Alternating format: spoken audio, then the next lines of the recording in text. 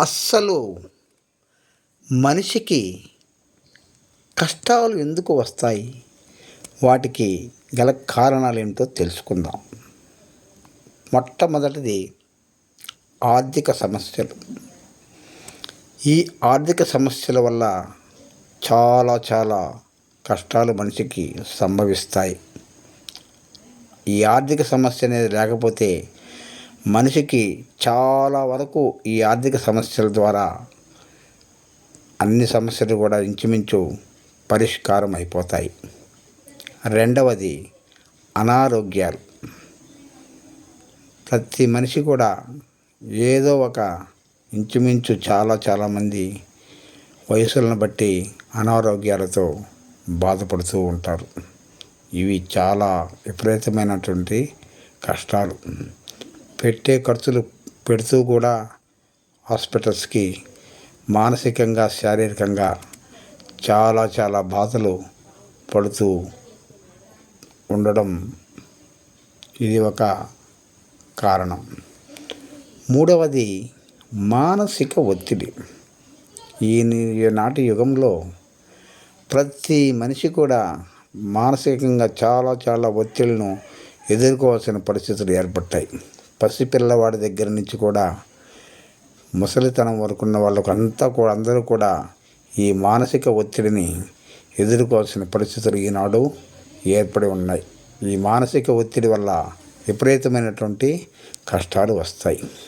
4 సంబంధాలతో సమస్యలు. మనకున్న బంధాలతో, ఒక కుటుంబంలో భార్యాభర్తల బంధం అయితేమి, తల్లి బిడ్డల బంధం అయితేమి, ఎవరి బంధం అయితేమి, ఈ బంధాలతో అనేక సమస్యలు మనం ఎదుర్కోవాల్సి వస్తుంది.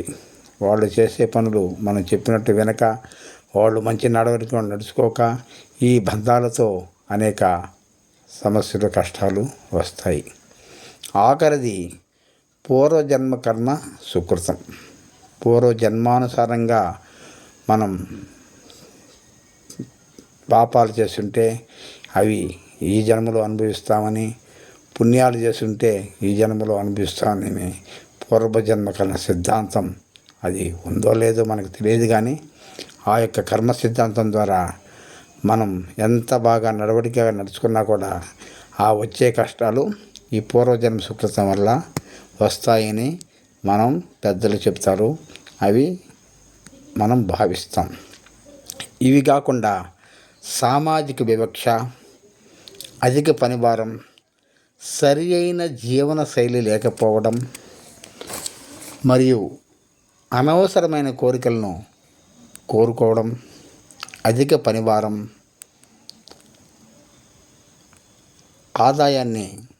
వచ్చిన ఆదాయాన్ని మనం సరిగ్గా నిర్వహించుకోలేక అప్పులు పాలవడం, వీటి ద్వారా అనవసరమైన ఖర్చులు చేసుకోవడం, పొదుపు అనేది లేకపోవడం, పేదరికం, ఈ యొక్క ఆర్థిక ఒత్తిళ్ల ద్వారా మనిషి చాలా కష్టాలకు ఎదుర్కోవాల్సి ఉంటుంది. ఏది ఏమైనా ఒక మనిషి తనకున్న దానితో సంతృప్తి చెంది ఆశల కోరికల విషవలయంలో చిక్కుకోకుండా తనకున్న దానితోనే సంతృప్తి చెంది జీవనం సాగిస్తే అంతటికంటే ఘనుడు ఇంకొకడు ఉండడు.